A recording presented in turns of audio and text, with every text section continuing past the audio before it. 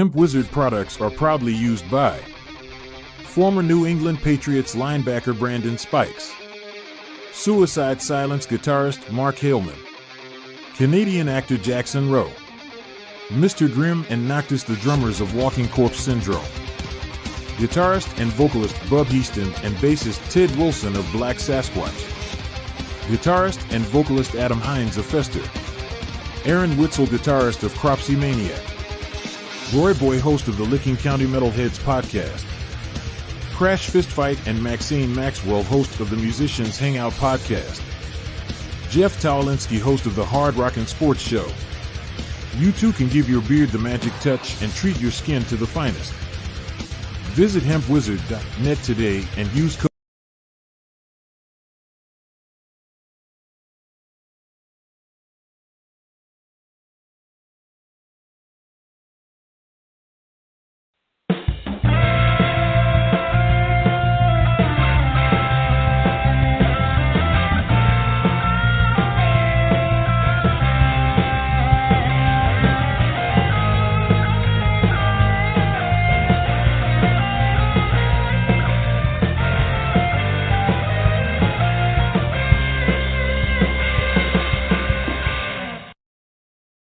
And that is my cue to start the show. Welcome to another live edition of the Hard Rockin' Sports Show, live from Higher Top Hard Rockin' Sports Studios in beautiful scenic Monroe, New Jersey, where we will be bringing you all the biggest news from the worlds of hard rock, heavy metal, and of course the wild world of sports. And guys, welcome to Thursday, August the 24th, in the year of our good Lord, 2023. I thought I'd put a little patriotic flag up there tonight. The big debate was last night. I don't know if anybody watched the Republican debate from Milwaukee, Wisconsin. I did. I watched all 2 hours of it. Interesting. I didn't really learn much, but it was interesting to kind of get an idea of the all the people out there. Listen, you don't know. I will vote for any one of those people who is standing on that stage come November of 2024. That's it. I won't vote for a Democrat if you paid me. So I will vote for any one of those people that were on that stage last night. Even Chris Christie, even Mike Pence, but both I don't expect to be there. But listen, some interesting conversation, some sharp people. But I thought I'd throw a little patriotic flag up in the background. Hope you guys are going to be voting in 2024. And like I said, we got a big show tonight to get to. Jeff and I are going to be talking a little bit of wrestling again with the passing of another legend. I would call him a legend. I don't know if Jeff would, but I would say a legend has passed. I will show you the gayest picture of all time. I found the gayest picture of all time. We'll talk about a classic song that has been is being driven off by the woke. We will talk Giants, Jets, Snow White, Trey Lance, Yankees, Mets, and anything else that pops into Jeff and I brain when we get to the show tonight. So sit back, relax. Welcome to Thursday night. Oh wow, okay. Didn't see that. I didn't see that one, Frank. Thanks for popping that in there. But we got a lot to talk about. The NFL is just a short few weeks away. We got the first round of football, NFL college football this weekend. My Nebraska Cornhuskers are on the slate to play this week. I'm interested to see what new coach Matt Rule has in store. So I'll get to talk about that a little bit. But in the meantime, there's only one way to get started on a Hard Rockin' Sports Show, and that's by bringing on my partner in crime, the sexiest man on his side of the screen, Mr. Jeff Long Live Sabbath Towlinski, who, by the way, folks, swears he has a big, huge announcement. I should just announce it for him. Supposedly, we got a new member of the band coming on tonight. I don't know if I believe that, but in the meantime, Jeff supposedly is ready to make this big announcement, which I already know what it is, but I'll let him have his few minutes of fun at some point. So anyway, sit back, relax, and join us, and let's get Jeff on. What's up, Hefe? What's up, man? Hello. Just getting ready for the Thursday night, man. Let's get the show started off the right way, my brother. And Jeff, how was your week? It was good, man. It's good. Okay. Are you ready? Are you ready to make this big announcement that we all know what it is already? I've decided to not announce it tonight. I was going to give you the opportunity here, Mm-hmm. be the first to know about it, but I already know the Remorons are getting back together. There's the Remorons 2.0 Mach 2, however you want to call it. With I don't know, with maybe a new drummer. I have no idea. no. That's it. There's nothing else to talk about. The Remorons return. What dates is it? November 25th. I think that's the day after Thanksgiving, and December 30th we'll be playing. Almost actually, it's a 1 year anniversary to the show I went to, their first show. So get ready for the Remorons 2.0 Mach 2, whatever you want to call it. How's that for an announcement? Not good enough? Collins busy tonight? Who? Johnny Collins busy tonight? I don't know. Oh, okay. Just checking. I don't know. So when will you be making this big historic announcement? When I feel like it. Okay. All right. Anyway, let's get on to the show. Well, we got much more important things to talk about. What? None. You ready? No, I didn't say anything. Okay. Well, we got a busy week. So, Jeff, how was your week this week? It was good, man. You know. Yeah. That's good to hear. All right, so lots to get to. Yes, we all see it. Ramones, we see it. We got it. We know the Ramones are coming back. That's not true. Our fundraiser with the Hemwizard Festival this week raised over $1,000. Hey, good for you! Congratulations, guys. Thank you. That's great. That is great. Frank Catalano just brought up a point a few minutes ago. I saw it. How are you guys doing? Wrestlers dropping like flies today, man. Holy shit. Yeah, Terry Funk. Let's get right to Terry Funk. I obviously remember Terry Funk from two ways. One, obviously wrestling. I never thought of him as a big-time wrestler, but reading the biographies and the Wikipedias, I guess in the 70s and some parts of the country in the 80s, Terry Funk was a huge wrestler. Now he comes from a big wrestling family. Dory Funk, his father, Dory Funk Jr., his brother. Big wrestling family. Yeah, he was big on the hardcore circuit too, and his last known wrestler matches that I know of in the WWE were under the name Chainsaw Charlie, that he teamed up with Mick Foley, and that's at this point in time going on over 20 years ago, 25 years ago. Well, he died at 79. You know what year his last wrestling match was? Probably 1980, 1998, 1999, maybe a little later than that. 2017. Oh, wow. He wrestled one last time. I don't know how many years between that and the one. I'm on his Wikipedia right now. Independent circuit 2000, 2006. Later returns 2006, 2009, 2013, and 2016 to WWE. And he returned to the independent circuit from 2006 to 2017.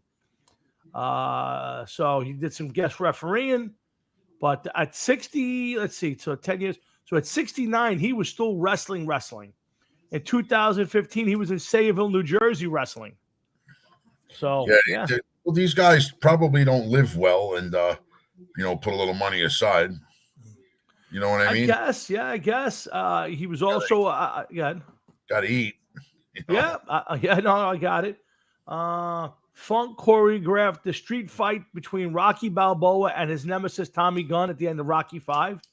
Interesting. I didn't know that. I did not know that either. Yeah. Do you know that? Do you know that scene? I know the scene. I know this much. I know two things. Go ahead. One, I know what the big secret is. And two, I just sent you a picture. I didn't see any pictures. Hmm. All right. So hold on. Read the caption, please. I'm not. I'm going to shut off the show now. At this point, I'm sick. I'm going to throw up in a second. I will be closing down the show. I will never open up another email, a text message, or email from you ever again. Listen, if I got to see it and come across it. I do. All right. He also started Paradise Alley, 1978. Over the Top, 1987. Good movie, Over the Top. Very underrated movie. Wasn't those both Stallone movies? I believe so. Yep. Time Stalkers in 1987. Roadhouse, pretty nice role for him in as a bouncer. Yes, he was. Great. Yep, absolutely. He was uncredited fan in the movie Friday Night Lights, which I don't remember him being in. The Ringer, Beyond the Mat, Active Stealth, Mom, Can I Keep Her? All movies he was in. Television did an episode of Wild Side, Swamp Thing, Quantum Leap, Tequila and Bonetti, The Adventures of Briscoe County Jr., Thunder in Paradise, which I believe, if I'm not mistaken, is a Hulk Hogan. Was the Hulk Hogan movie? Yep, a TV show. Beyond Belief, Fact or Fiction, and Dark Side of the Ring, all places where he showed up. Again, Jeff, I don't have any real memories of Terry Funk as a wrestler. I have it more in his movie roles than that. Well, I remember him as a wrestler. Yeah, You do? yeah. I was watching WWF around that time, so yes, I do remember him. And he was a bad guy. He wasn't somebody that you were rooting for. Let's put it that way. You know. Okay. And Bray Wyatt, also known as Wyndham Lawrence Rotundo, passed away young, May 23rd through 87. So a very young person. 36 years old. Yeah, was an American wrestler. He is best known for his tenure in WWE under the ring name Bray Wyatt. Rotundo is the third generation wrestler following the footsteps of his grandfather, Blackjack Mulligan, his father, Mike Rotunda, and two of his uncles, Barry and Kendall Wyndham. So a long list of people. I remember Blackjack Mulligan. I certainly remember Mike Rotunda. You don't remember Blackjack Mulligan? I do. I absolutely remember Blackjack Mulligan. Sure. Yeah, I don't understand, man. The wrestling business just fucking eats them up and spits them out. Yeah, I don't know. Hey, Tommy and Jeff, Frank, Mike Rotundo's son. Yeah, I had no idea that was the case. Yeah, you know what, Jeff? I don't know if it's the lifestyle, where you're constantly on the road eating shit, getting thrown all over the ring. I don't know if he had anything to do with drugs. Like I know a lot of them do. Maybe it's out of boredom. Maybe it's to kill the pain. I don't know enough about Bray Wyatt. That's kind of not my era of wrestling. He was one of the newer wrestlers out there. Yeah. And, he was made a push once before, but he just, he was released a couple times by the WWE and then brought back. I never watched him wrestle, but I lost track of what he was doing. Yeah. Yeah, I'm going through his thing. I mean, final appearance WWE was September of 22. I don't know, something to do with White Rabbit. I don't know what that means. White Rabbit. I have no idea. I have to read this a little bit more. Frank, you're saying, okay, yeah, that's right. He was the Fiend also. You're saying he was ill. Do you know what was the matter with him? What was he? I don't know. It must have been fatal, I guess. Rotunda passed away unexpectedly on August 24th. No cause of death has been announced. That's never a good sign. That's never, yeah. That means we found him dead in a hotel room somewhere, and we have to do an autopsy. Oh, boy. Oh, well, again, he didn't know, but it was life-threatening, evidently. I think Captain Obvious, I think that's I think that's pretty, I would say that's pretty obvious that whatever he died of was, It happens with these guys, man. It's unbelievable. Anyway. I got to... what's the matter? Switching glasses? Okay. You know why I got to switch the glasses? I have no idea. So it's time. It's time for what? It's time, man. It's time that I let the cat out of the bag. All right. Do you need like a music? I mean, go ahead. Is Collins calling in? I'm gonna hang on to it. I'm gonna hang on to it a little bit longer, man. We'll make you wait a little bit. You're not making me wait. I told you I stopped caring. I figured it out. I don't need to announcement. I know that the Ramorans are back, so that's terrific. I'm happy for you. Please. It's the Ramorans. You guys are back. Maybe with a new drummer. Maybe I don't know. Maybe it's a whole new lineup. I don't know. Maybe you've decided to try a whole nother set of 70 songs in 38 minutes. Maybe change the set list. I don't know, but as long as you're happy, I'm happy. I'm happy for you. I would have been happy if you were more into what was going on, but I am. I'm thrilled for you. And if at all possible, I will come to both shows. The day after Thanksgiving is not looking good. I might be away, but the December 30th, I will be in town, and I will definitely come to see you guys play again. It'll be a 1 year anniversary from the last time I saw you guys play.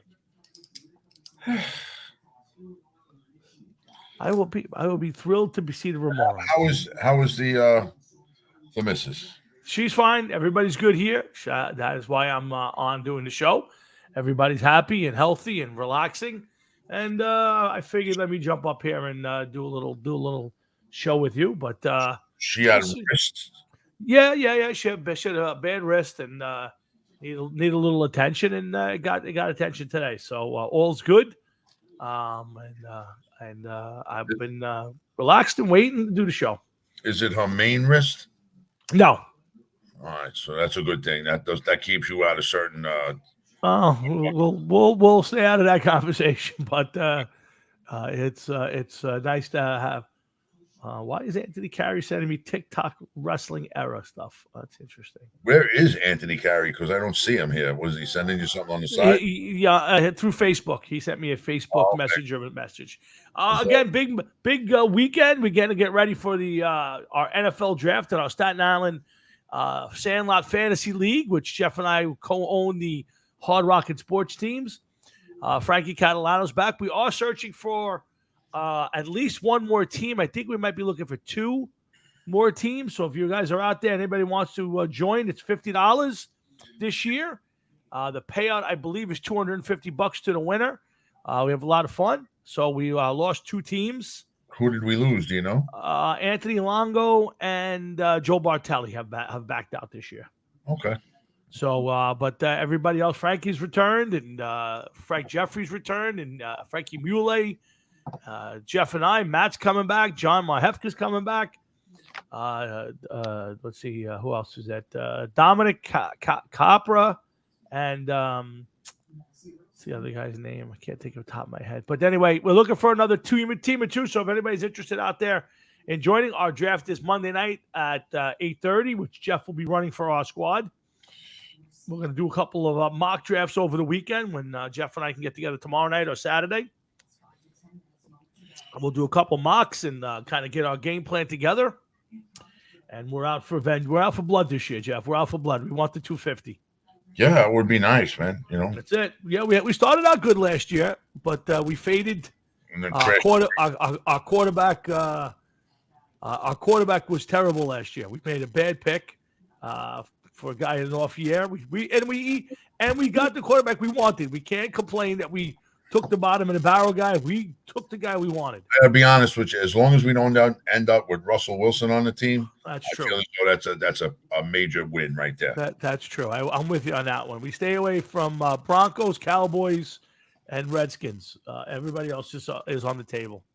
And I'm not gonna. Oh, there's Frank.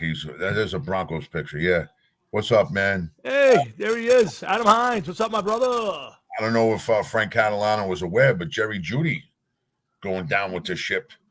Oh, really? Yeah. Yeah. That's terrible. Hey, speaking of a couple of big significant things today in sports. First off, I know you're not much of a baseball fan, but Shohei Ohtani going to have to have possible Tommy John surgery. Second time in his career. They're still playing him. I don't understand that. They say that there is no chance to do any extra damage as a hitter. So he can't play in the field and throw the ball. Obviously, he can't pitch.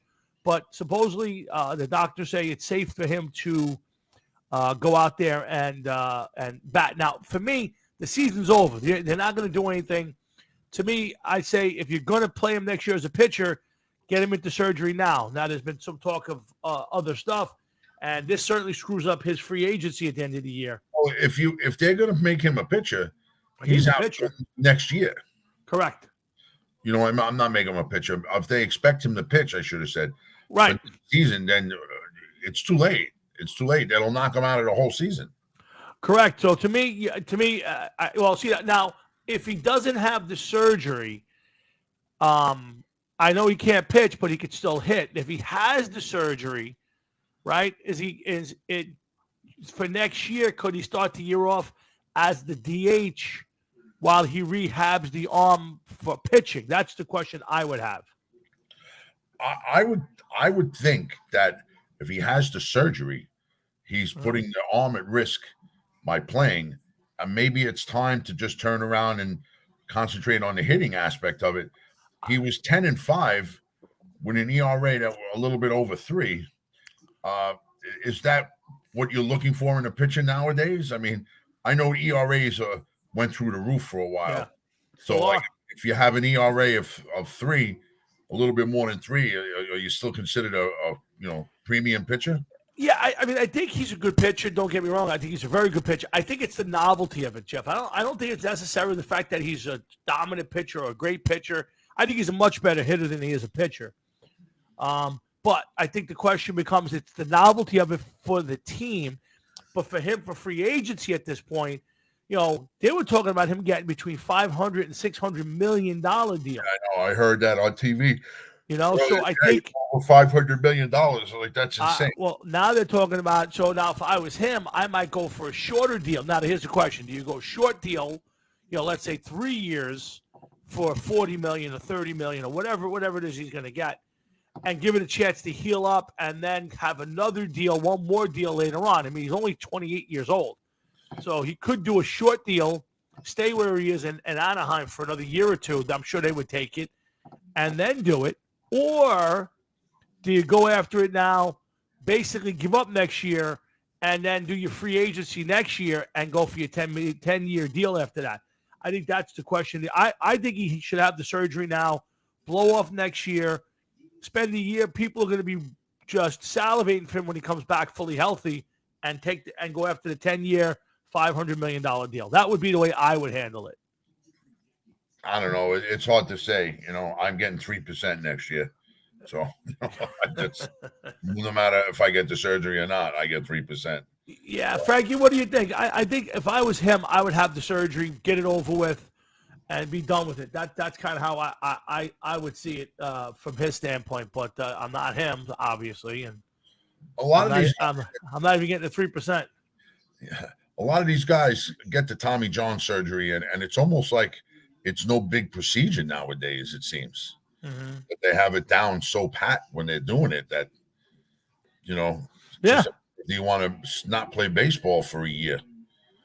Yeah, well, that's what it comes out to. But so if he plays baseball next year, it's going to be limited. So now, do you take the chance that some team, and somebody's going to do it, some team's going to say, okay, you're a free agent, we're going to sign you regardless if you play next year. We're going to basically pay you $40 million, $50 million a year, even though you're not going to pitch next year, you're not going to play next year. I still think somebody out there is going to give him the money, if you're asking me. Somebody may offer him the money without a doubt, but I mean, that's a risky proposition to take that kind of money and throw it at somebody, sure. And hope that they're going to play up to the level that you're expected. I mean, have any of these, do you know of anybody that had the operation and never came back and played at a high level again? Like, whose maybe career was just cut short and went from a phenomenal player to average player because of it? Yeah, I don't know. I don't know. I don't know. I don't know the answer to that. I'd have to do some serious thing. I think most guys nowadays have the surgery, come back, and are as good as new or close to as good as new. So, yeah, I don't know the answer to that one, Jeff. I'd have to look that one up. Well, we will see. Also today, I would tell you a very good job by Joe Shane and the Giants. Heck of a trade, a number 7 pick for, I think, 2019.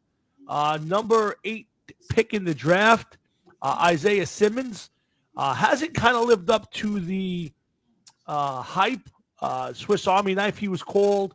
I always get a little nervous, Jeff. Whenever a team says he's a guy who can play a whole bunch of positions, but he doesn't have one, I get kind of nervous with that, because that means you're not good enough to play anywhere, one spot, but you could play okay in a bunch of spots. You know what I mean? I have a hard time with that.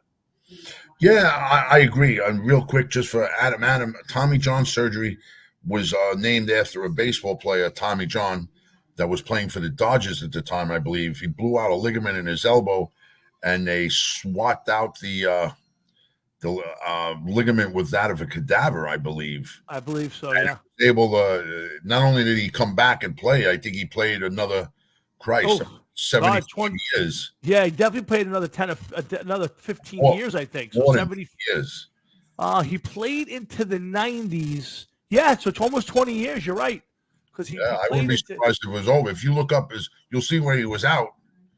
You know what I mean? And he came back and he played. But to what you're saying, Tom, about the football player, yeah. But you know what? It's a 7th round pick. If he plays good, where are you getting a player like that in the 7th round? Well, that's the thing. I was talking to my friend Matt today. He called me about it, and I said the same thing to Frank Jeffrey when he reached out. It could turn into the worst trade in the world.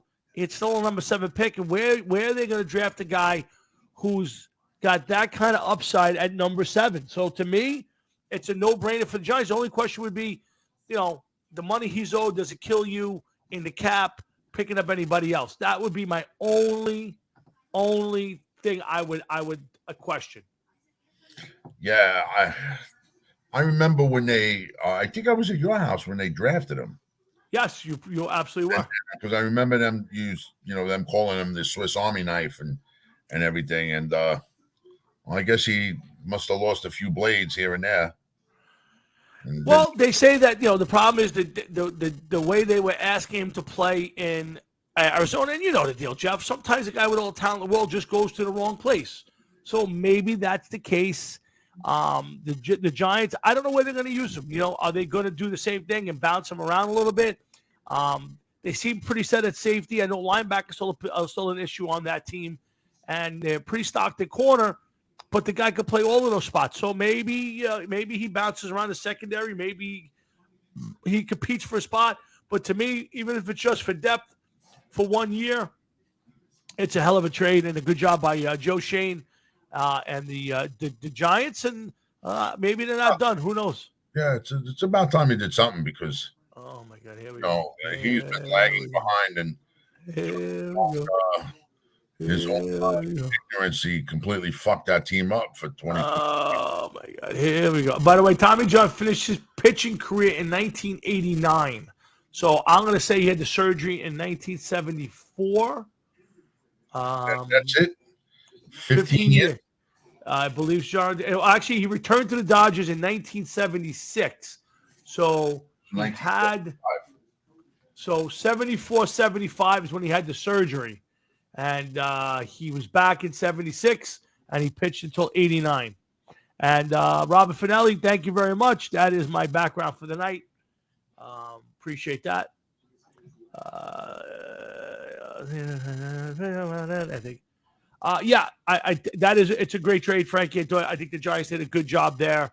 But listen, Saturday night, the big Giant Jet preseason game. And I'll tell you what, Jeff, I'm a little surprised. I don't know if you are, that Aaron Rodgers is taking the field in this one. I mean, he who knows? Maybe he plays a possession. Yeah, I don't think it's going to be more than one possession. As long as it's some sort of maybe 8-play drive type of thing. He may get 2. If it's 3 and out, I would think he'd come back for another set. It's possible. Depends on what they did in that 3 and out. You know what I mean? Yeah, maybe. Okay. It's a little scary now to know that he's going in, but listen, best of luck to them. See what happens. I mean, you're going up against, let's face it, you're going up against a paper bag of a squad. Oh, boy, here we go. The New York Giants. Here we go. And Well, the lucky for you, the Giants are taking a little bit of pity. They're not playing their starters in this game. oh, I wouldn't after the dominating performance by the Giants in last week's game. who's their starters? You got Danny Jones averaging $40 million a year. He's not worth $40,000 a year. Saquon Barkley, who's all pissed off and upset. He's angrier than a young man at a Black Lives Matter rally, and you know what I'm saying there. And There we go. it's just disgusting. It's disgusting. I'll tell you that if you watch it, I'm sure you didn't. I watched the Giant game last week. Yeah, because And, watching preseason football is important.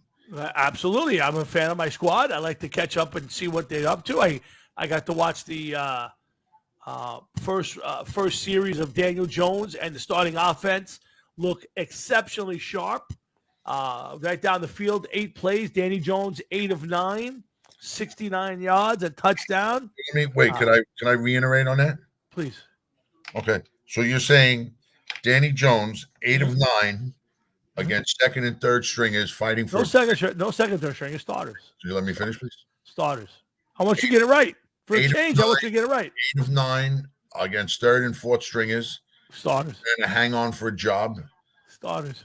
And throwing little dumping bullshit passes. No dumps. What, 45 yards you said?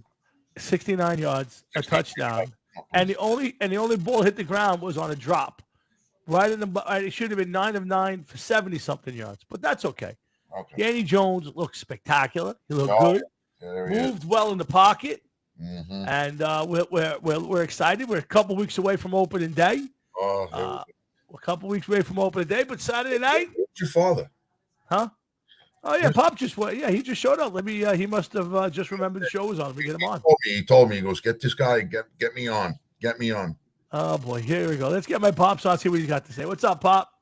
Jeff, you said you weren't going to tell nobody. I had to stop him, Mr. Flory. Got to stop him. What's up, guys? How you doing? I see you going back and forth the Giants, Jet. It's going to be a tough season for both of them. And I think the Jets is up to their front line. And the Giants almost the same thing. Their front line.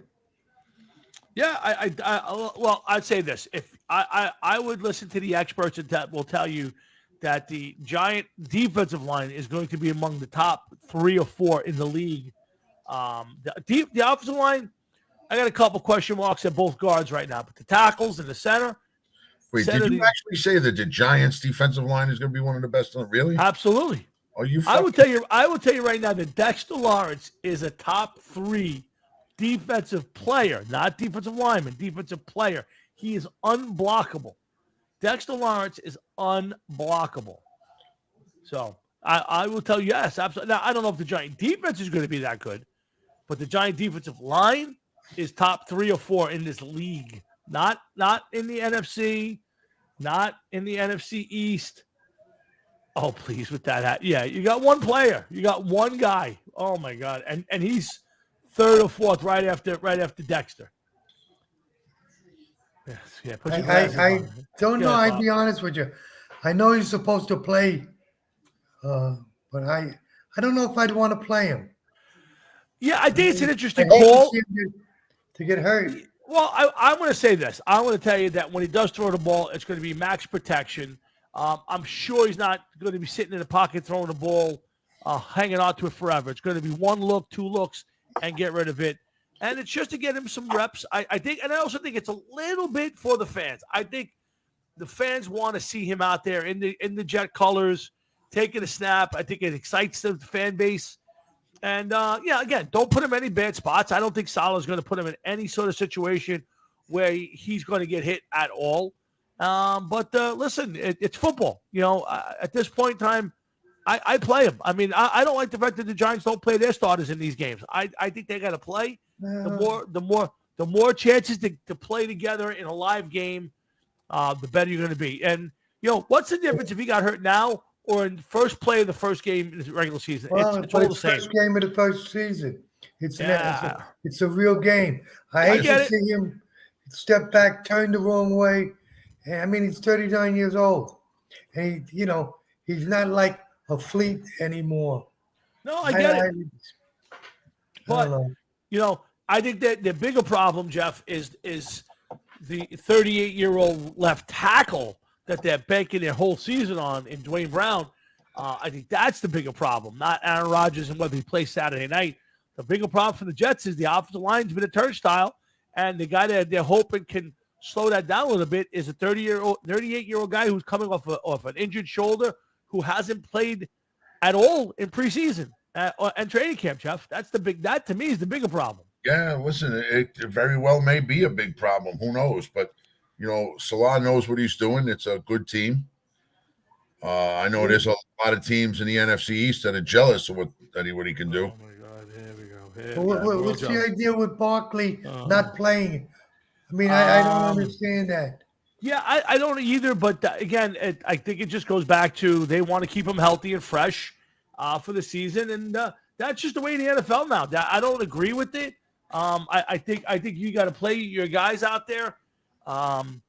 You take the good with the bad, and I'm not a fan of him not playing in the games. So I think you got to get your offense out there. But that's the strategy nowadays. They don't hit. Everybody's afraid. Everybody's nervous. They just don't play. I'd rather see him playing than to have the other guy. I think he's angry going into the season. Yeah, but that's fine. Let him be angry. Run angry and go after that next big contract, because all that means is a great season for the Giants. Listen, you know what? I think he's going to be angry after the Dalvin Cook signing, and he saw how much Dalvin Cook got. I don't think there's a big payday for him. I really don't. Oh, I agree. I wholeheartedly agree. I think the best thing that can happen to him is he should have took the deal. He should have gone in the first half of the season, have a good season, and sign a 3-year deal at $12 million and change each year with some bonuses, and go out there and play football, because I don't think you're going to get a better deal than that right now anywhere in this league. Yeah, I agree. So, yeah, it's going to be interesting. But, yeah, Pop, you're right. He should play. But I think you're going to see a heavy dose of Tyrod Taylor and Tommy DeVito and the crew, and we'll get to watch some football. But I tell you, I like that Tommy DeVito. He's an interesting kid. Him Super Bowl bound, but I like this kid. Yeah, he's got some spunk. He's a Jersey kid, and I think it's going to be fun night watching. To me, anytime that a kid like that can run out in the field and trade possessions with Aaron Rodgers, even if it's for 1 or 2 possessions, I think that's amazing, and that's just a highlight. So, a game like this, this is the kid who's trying to make this team, even if it's on the practice squad, go out there, score some points, and to me, this game is meaningless. Just go out there, play your rookies, play your veterans on the bubble, and go pick your team. We'll get a cut down after that. So. Should be fun, and yeah, I like DeVito. I think he's a fun guy to watch. All right, guys. Enjoy your week. Tommy, I'll talk to you over the weekend. I'll see you over the weekend, Pops. Yep. Jeff, take care, buddy. And thanks for getting me on, Jeff. I appreciate it. Anytime. Thanks a lot. Take care. All right, Pops. See you later. Yeah. So that's my dad checks in every week. Always glad to have him. Now I'm going to show you guys the gayest picture of all time. Jeff, do you want to see the gayest picture of all time? Sure, man. I've got the gayest picture ever. Okay. All right. Yeah, that's pretty gay. I got to take the background screen off, I think, so I get a better shot. Hold on. Sorry, guys. The virtual background. None. And then I will show you. I got a bunch of pictures to show you guys. That might be the gayest picture of all time. Yeah, I'd like to know why you're making a face. I think you got a handful on each side. I'm making a face like, please get me out of here. Please get me out of here. This is gay. I think you look like a rotisserie chicken. Second gayest picture may have been this one. We were young. We were just lads. We were just lads. Joe Gans' backyard. This was, I think, our press photo, if not mistaken. Yeah, press photo. All right. Let's see what else I got. I got a couple other ones for you. It's a little dark, but a young Chef Colwitz. I have that one actually at home. That base is still there. Look at that! Look at that handsome face. Mm-hmm. Sans the beard, folks. Sans the beard. The first time, one of the only times. I have more hair hanging off my chin than I did on my entire body back then. The Sacrifice Band and it's all its glory. Yeah. Yes, there's the Sacrifice Band led by Mr. Tomwitzki. That is a long time. I have that picture at home. Adam that yeah, man. That's another oldie. Not same show, 1983 or 82 or whatever the fuck it was. Yep, that's yep. That's got a few. Let's see what else I got. 40 years. I would say. How about Jeff? Little basketball action. Oh, I have those. That's when I had my first beard. Yes. I was 22 years old. I was supple. We were actually a very good basketball squad. Joe Gansas, Jeff, and myself. We kind of dominated the rec center league for a couple years. Let's see. Here's another one. This is the band photo. Joe Gansas. With his sheet. Yeah, there's band photo. Let's see. I got a couple other ones. Let's see. Let's see. Anything else in here worthwhile? Let's see here. Oh, this is one of my favorite pictures. That's a long time ago. That was 1985. Four or five, I would say. You're right. Yeah. Let's see. Oh, wow, look at this one. I got this one. This is St. Joseph's hallway. Yep. Prior to or right after going on stage as Sacrifice. Yep. Let's see if I got And the something Mustang, else. I borrowed your brother's bass. Yes, you did. I don't. See anything else I want to put out there? I found a stack of pictures. That's me and Lou Pica down, I think, in North Carolina. Louis Pica got the gear on. That's Lou Pica sitting there? That's Lou Pica catching. Me with my back to you, catching a pop-up at first base. Let's see. Do we have anything else? I think I had a couple more I wanted to. I definitely wanted to get out the gayest picture of all time. Yeah, it was pretty gay. Yeah. No questions asked on that one. That's me in my correction uniform back in 1990 something. Is that before or after getting raped in a cell? That's before. That's you see me smiling. I have not yet been penetrated. I've been violated. I've not been penetrated at that point. Let's see. Is there anything else I wanted to put out there? I think that's the end of it. I might have a few more that maybe I'll break out later. How about me and Chuck Knoll hanging out? Which one? Okay, wow, look at that. Me and Chuck Knoll. Yes, that's right. Me and Chuck. Knoll has something in the oven there. That's me, Pete D'Agostino, and Chris Hinton from the Indianapolis Colts, and later from the Raiders. Super Bowl. Let's see. Anything else worthwhile in here? See. No, I think that's me just about getting onto the Madden Cruiser at the time. That's the John Madden Cruiser. Can't find my Madden Cruiser pictures. But that's it, Jeff. I just figured I strolled down memory lane, had a couple picks. Is what happened on the Madden Cruiser stay on the Madden Cruiser? Yeah, it has to. Yeah. I had to sign a waiver at the time to not repeat what John did to us while on his bus. Special pink pen. Yes. John signed. He signed my anatomy with his pink pen. Oh my God! Before we got off the bus. Oh God! Yes. White ink. Yes. Yeah. Happy. Transparent. Thick white bubbly ink. Pretty much. Adam, I think we all have some gay pictures, man. Yeah.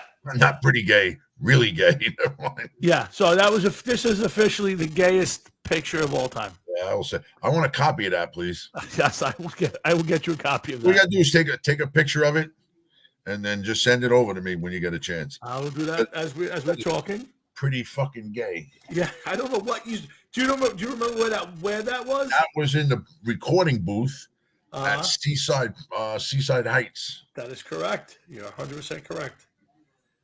Let's take a picture. Send this to Jeff. Yeah, that was. What was going on there, man? That was. I'm not sure what you were thinking about, what you were trying to accomplish.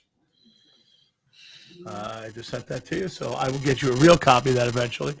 Okay, so anyway, back at the Hot Rockets Fortune, we're past the slide pictures, but I prefer that what you do with that picture, is go someplace. It just came in. Is go someplace, get 2 pieces of 1-inch thick glass, holes drilled, a little bevel, with the picture there, and have it sealed. Okay. So that in 8,000 years, when they dig up your neighborhood and whatever, and they'll look at it and be like, "Holy Christ, we haven't seen anything this gay since the fucking pyramids." I'm gonna say it's still the gayest picture of all time. Oh, yeah, without a doubt. You could have an all-male orgy, and I don't think it would be as gay as that picture. So I will promise you, Mr. Talwinski, that picture will be in. That will be forever between us. So what the fuck? I wonder. I know we were drinking and shit. I'm just wondering if we realized, like, this picture, it can't be that gay.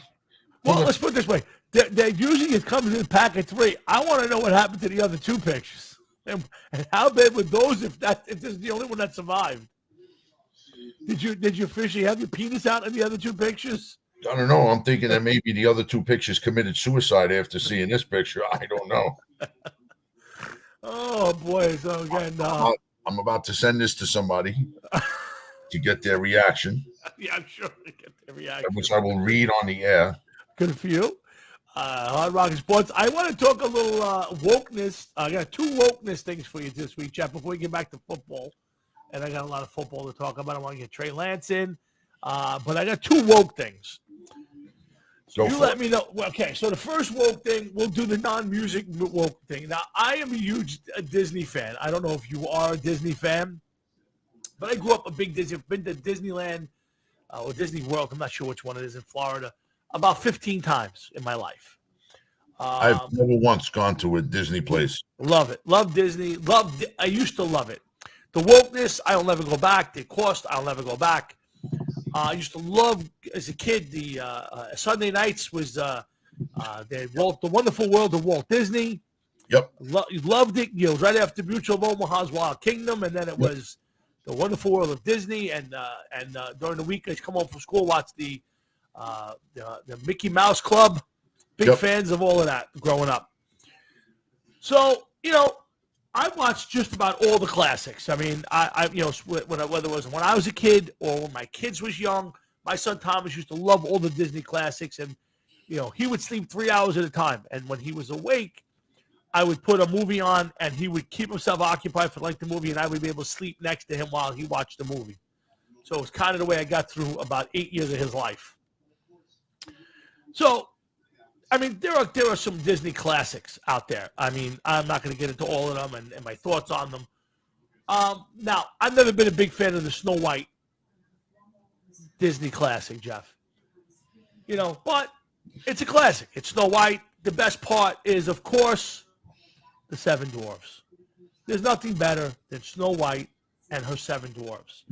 And Disney's now remaking this movie, Jeff, and they've turned around to Prince Charming is a stalker. She now wants to join. She wants to be the boss of the I don't know if it's a mining company or wherever the dwarves or wherever the little people are working. But the biggest problem I have with it, Jeff, is that they've changed. It's no longer the Snow White and the 7 Dwarfs. It's just Snow White, and this is a picture of what will be trotting out there with her as her, I don't even know what you want to call it, her band of merry men. And this is what has replaced the 7 Dwarfs.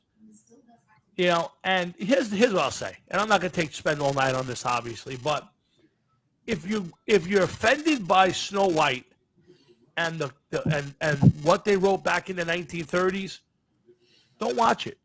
Don't remake it. Don't take a classic and try to update it. It hasn't worked so far for them, and I got to feel it's going to be the biggest failure yet. Well, they have to. They have to remake it because now we have 1, 2, 3, 4, 5, 6, 7. 1 dwarf. Yeah. It looks like there's 8 people actually in the picture. I count 1, 2, 3, 4, 5, 6. I don't know if the 8th person is Snow White. I don't know who that 8th person, but this is. It looks like Snow White at a crackhead gangbang. Yeah, it's Snow White and the Methadone Clinic. I just Snow White goes online at the Methadone Clinic. Yeah, which happens to be right next door to the fucking Salvation Army dumpster. Yeah, I mean, I don't get it. Like, it was whether I don't get the fact of being the dwarves being disbanded, gotten rid of. I don't like what is so offensive about the dwarves. They're cartoon characters. I don't believe they're made fun of in the movie. I don't take it that way. And who cares? They're cartoon characters. I mean, what I don't understand. You took a classic animation and you've now turned it into this woke bullshit. And I'm only praying that it just falls flat on its face and they never do this again. But they did it to Little Mermaid, which it's a little something I've never watched. My kids were a little older for that one. Whatever's left of Disney to me has just disappeared with this. You know what I see with that? Go ahead. I see right now people being happy with this because of it's going against the grain and everything else at the time. But in about 30 years, we probably won't be here to see this, of course. But in about 30 years, somebody's going to be mad that happened.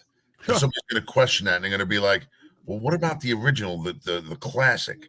And because more things change, the more they stay the same.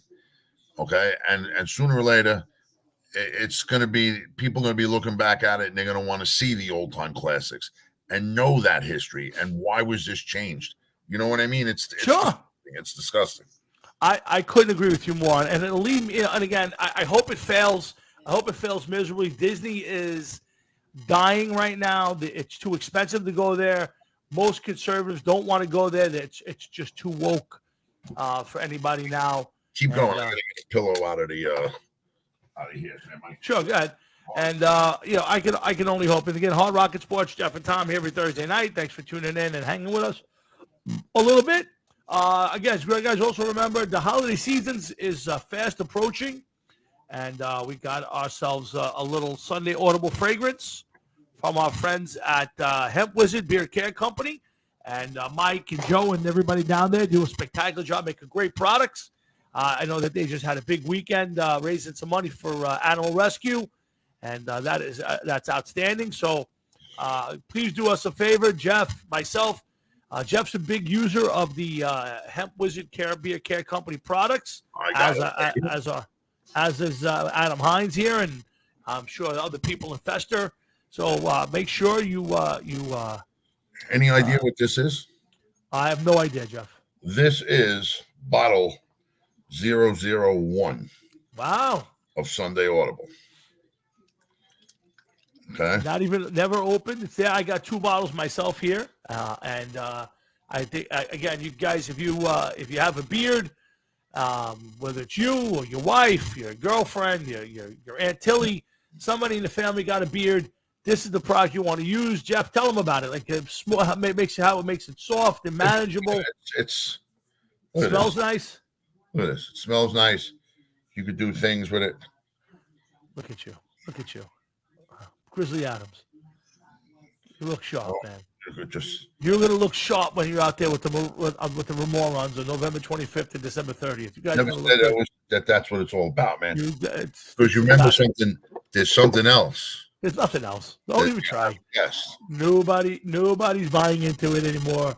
Even my man Adam Hines knows that the Remorons are coming back. I'll show you one picture, and if you know who it is, I don't want you to say anything. Okay. I just want you to either tell me that you're surprised or you're not. Okay? Okay. Because I think you'll be surprised. When I show you this, there are talks, but I cannot say as of right now. I can't say anything. Oscar Grouch. Okay. That's all. Interesting. Okay, interesting. Okay, that would be very cool if that's what's happening. That's not. So then why are you showing me it? Because I'm throwing you off pace, man. Oh my God, I give up, guys. Anyway, let's move on. I can tell you this much. Okay. November 25th. Yeah. Be ready. I'm always ready. I don't know why I have to be ready if you're gearing up for one of your old bands. I don't know what else I'd have to get up for. It's not that. It's more than it's a life-changing event. Life-changing. I'm going to send you another picture. And it's Nobody in Love. I don't know if you saw it. I'm not opening any more pictures from you. I told you. I promise you this one is not anything to worry about. All right, so my next wokeness happens to do some music and ties into our show. I mean, the first one was just a little something I wanted to put out there. But Jeff, do you know that? Now I'm not a huge fan of this song, but I'm a huge fan of the band Queen, as I know you are. Are you familiar with the classic Fat Bottom Girls? Dig it. Yeah, I get it. I see the bass. I see the hair. I see the whole thing. I get it. I've already guessed it. You're not picking up the hidden message. What hidden message? There's this Ramon shirt with a wig that you wear when you play, and and a bass that says, "What would Dee Dee do?" So what hidden message? The Ramones are coming back. You got a new drummer or you got a new somebody. Maybe you replace Collins. I have no idea at this point. There's no what hidden message is in there? That you got a nice rug there and the house looks good. Well, ignorance. Anyway, ignorance. Anyway, so I'm reading this week, and the seems like the greatest hits. The greatest hits from Queen is being updated and reissued, minus one particular song that people have decided to make offensive. Did you get any inboxes from a certain someone? I can check. Hold on. Yeah, why don't you check? Nothing. No, I got nothing. Oh man, I just got one from Frank Catalano. I don't know if you can see. I can't see anything. It's just black and white. I'll have to send it to you. It's funny, Adam. That is funny shit, man. Oh my god, that is funny shit. But go on. What were you saying? So anyway, so again, the greatest hits volume for Queen is being updated and reissued again. Now, I guess they do this every once in a while. Just a money grab. They throw they reproduce the songs. They throw a little extra something in the vinyl now, and they reissue it. But they're reissuing it minus one song deemed offensive. And I guess that would be Fat Bottom Girls. Fat Bottom Girls, and why would I don't. Nice pick, Frankie. Nice pick. Frank, I don't know if you can put it into the chat, man. I don't know what it's like on time. Let's see. Hold on a second. You can do that. But that is great, man. That is great. Hold on. Your wish is my command. Let's see. You know what? Frank Catalano sent me that picture. I'm telling you right now, we're going to have fun with that shit, man. Frank, you look like you should have been in that picture with Jeff, me, and Joe Gansas with that hat on, with that mask on. Yeah, but only with a ball gag. Yeah. You look like you left out the rest of the costume. All the leather's missing. That for everybody out there, that is our good buddy Frank Catalano. Dressed for a night on the town. That is yeah. You want to talk about smelling like corn oil and whiskey? There's some clowns in that room, boy. So anyway, I'm sorry. You're trying to get something across, and when we went. So anyway, somebody has decided to reissue the Queen Greatest Hits without Fat Bottom Girls because they find the song offensive, and I'm trying to figure out why. Yet nobody's out there, and nobody's trying to stop a bunch of songs that are out there. I'm trying to find them now. I had So these are a bunch of songs that have been put out in the last few years, Jeff. Could I read off the names of these songs to you? Yes, because when you're done, what I want to do real quick is read the lyrics to Fat Bottom Girls. Okay. All right. So first one on the list is called Put It in Your Mouth by Akinlele, and Kia Jeffries. Number three is Bitch Better Have My Money. I can see from Family Guy singing that. Yep. Okay. From Too Short, Cocktails. 2 Live Crew, We Want Some Pussy. Let's see. Okay, from Kia, My Neck, My Back. If you know the lyrics to that song. Yeah, but some of those songs, like that one you just said, that one's been out for a long, long time. That's not a newer song. Absolutely. It's more to the point. Nobody's banned that one. Pussy Talk from City Girls. How about, let's see, Slob on My Knob by Tia the Club Up Thugs. Slob on My Knob. That's a song that somebody put out, and nobody seems to have a problem with it. Scarface has Fuck Faces. Belle Biv DeVoe Do Me. Patra's Pull Up to My Bumper Baby. Let's see. Clarence Carter's Stroking. Lucille Brogan, Shave 'Em Dry Too. Warren's Cherry Pie. It's a little on the risque side. It made the list. Let's see. Project Pat, Run a Train. Okay. Choices, Pipe Dreams. All have made this list of, and of course, the Megan Thee Stallion, Cardi B classic, WAP. You know, I actually listened to WAP. You did? When it first came out, because like it was out for a while and people were talking about it, and I was like, what is the big deal? And then when I actually heard the song, the music, I was like, how was this released? Yeah, exactly. How did anybody let it release? Yeah, I don't understand. Jeff, I would say we are far from guys who are offended by music. Well, I wasn't offended. No, I'm just saying. I just can't understand how anybody would consider this a song and say, yeah, we got to release this. I just don't get what I don't get. Oh, you get that it's that bad or that raunchy? Well, listen, I laughed at it because I'm like, they thought they were being serious when they wrote it and released it. To me, it's not so much that it's a bad song. It's just bad. It's just bad. Yeah. Like, this is a song, like 2 women want to be known for this song. My wife probably would not even read those lyrics out loud to me if we were home alone. Because she would just be like, what are you kidding me? What the fuck is this? I couldn't agree with you more. Listen.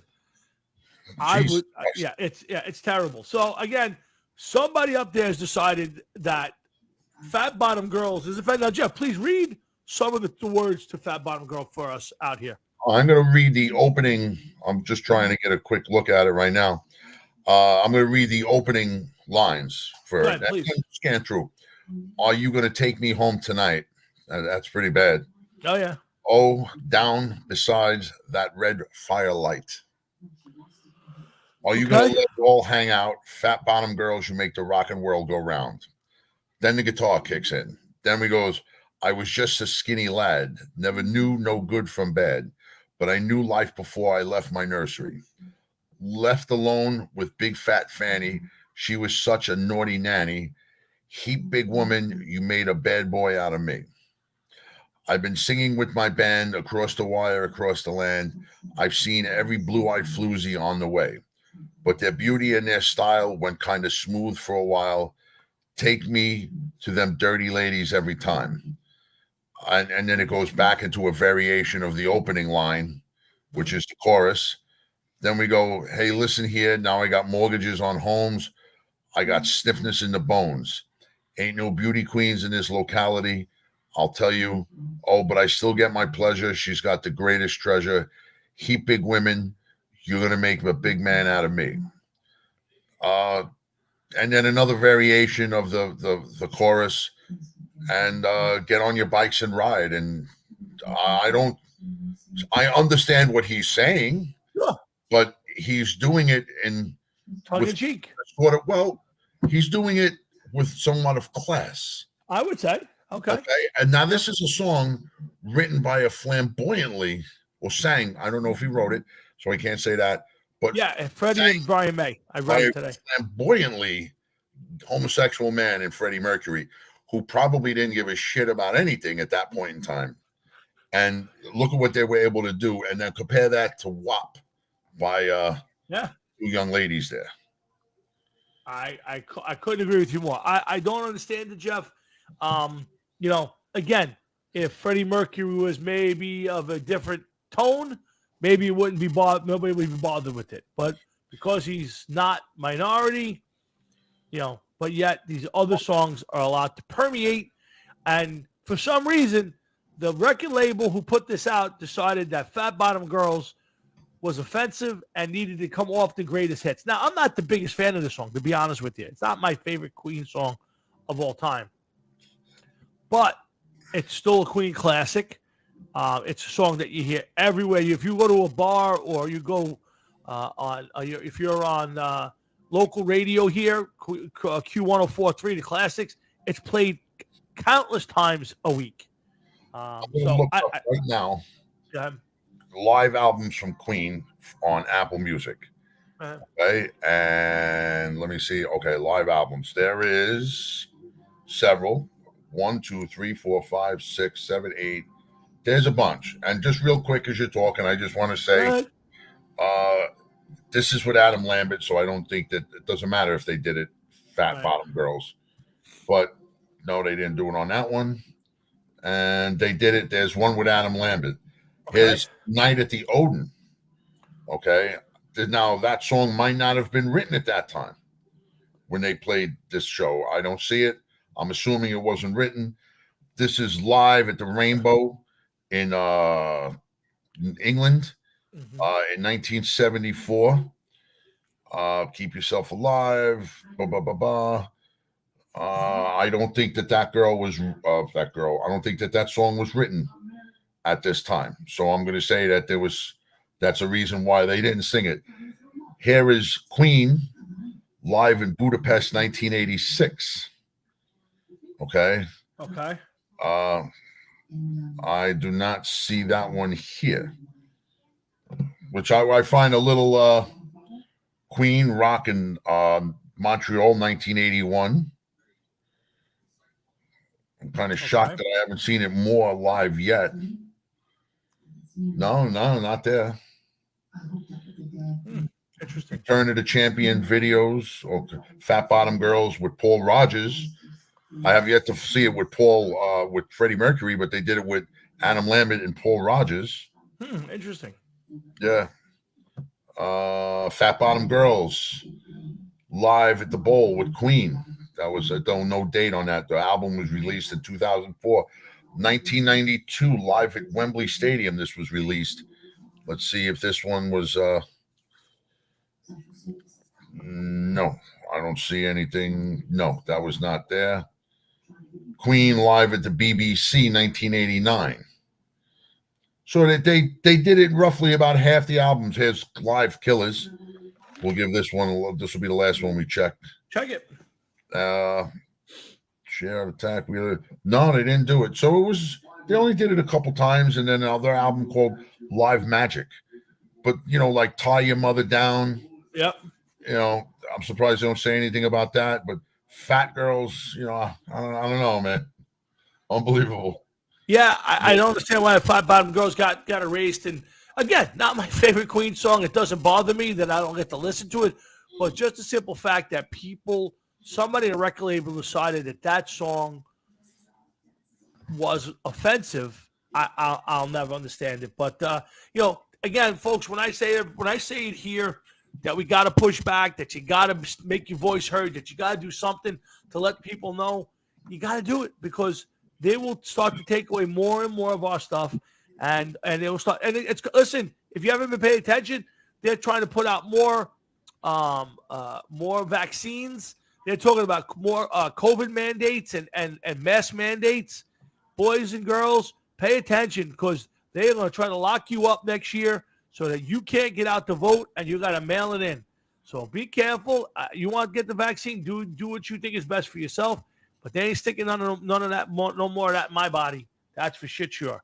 So, it's a shame that life is the way it is, and what they're doing now, and I got a feeling, Tom, they could make whatever they want, but I think the people are going to revolt against it. I agree with you. I'm hoping that is the case, but it's coming. You're going to start to see some people, and again, if you want to, if I walk into a store and the guy says you got to wear a mask to be here, you know what? I turn around and walk out, go to the next store. But I just hope it's not the government who does it. I hope the government doesn't say, the same, you got to have this, you got to stand 6 feet. I think everybody realizes that shit didn't work, that stuff was just control. Adam, you say only the sheep will comply. And you know what? There are people that are afraid of the virus and that are doing what they want to do to make themselves feel better. And not for nothing, we've talked about this before in the year. Who are we to say who's wrong if it makes you feel better? But you want to know something? When you see people now, to this day, still riding around in cars by themselves or walking down the street by themselves with a mask on or jogging down the street with a mask on. Somebody in my job came to get keys where I work. They came in with a mask. And I'm like, what the fuck is going on? What are you're weakening your own immune system. Okay. They tell us that there's COVID, but COVID never went away. Never did. People are still getting it. Absolutely. But it doesn't matter. It's like now people don't even, somebody at my job got COVID a couple of weeks ago. You know what my boss said to me? He goes, what do we do now? And I turned around. I was like, I don't know. I was going to ask you the same question. What do we do? Nobody even knew what the protocol was because all of a sudden it went so far into the background. It's unbelievable. I don't know. It's sad, man. And I'm not giving you shit, Adam. Please don't think that, man. We love that you're coming on the show and everything else. It's just that they lie to people and they tell us bullshit and they get in your head and they make it like, oh man, I gotta wear it. I gotta wear it. I don't want my mother to get sick. I don't want my father to get sick or my kids to get sick. Listen, I got family who feels that way. I don't. I refuse to feel that way. Obviously, I don't want to get sick. And any reason, I don't want to get the flu. I don't want to get COVID, SARS, whatever. I certainly don't want any of it. But you had it when it first came out. I remember that, and of course, I never said this to you, but I was like, I remember telling Sharon, I said, is Tommy going to die? Because I remember texting you, you're like, I feel horrible, and this was at a time where people were going, and I'm like, this guy's not going to fucking make it. He's not going to make it. And then all of a sudden I got it. Yeah. And I remember all she did was take my temperature. And I remember going by what you said, you were getting better as I was getting it. Yep. And you were like, yeah, it took a few days. It sucked. It got worse every day.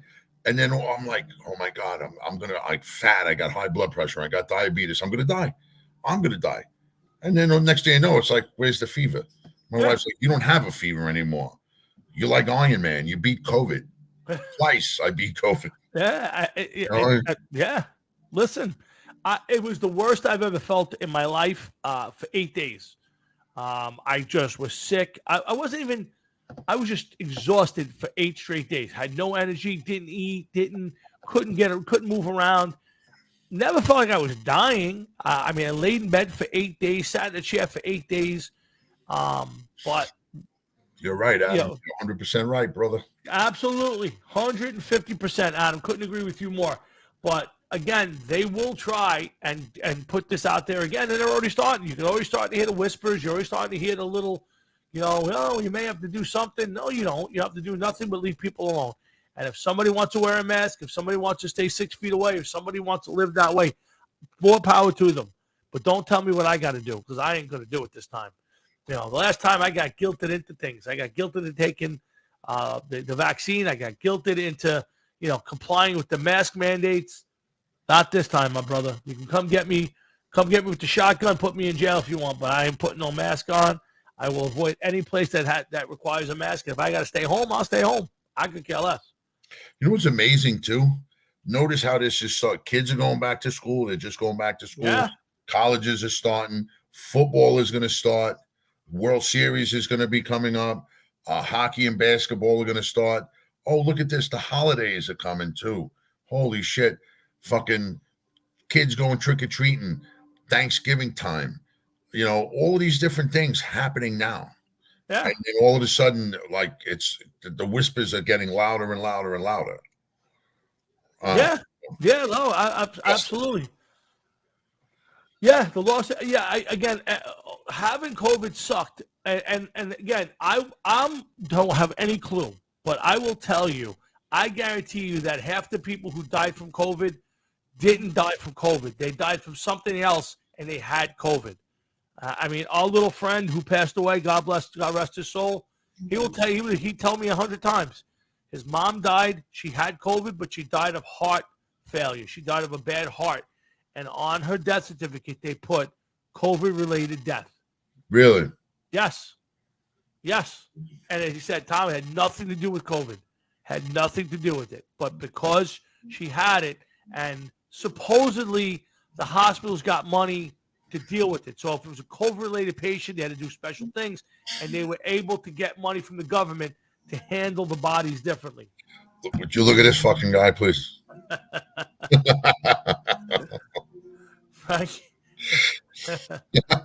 we expect nothing different. I would expect nothing different.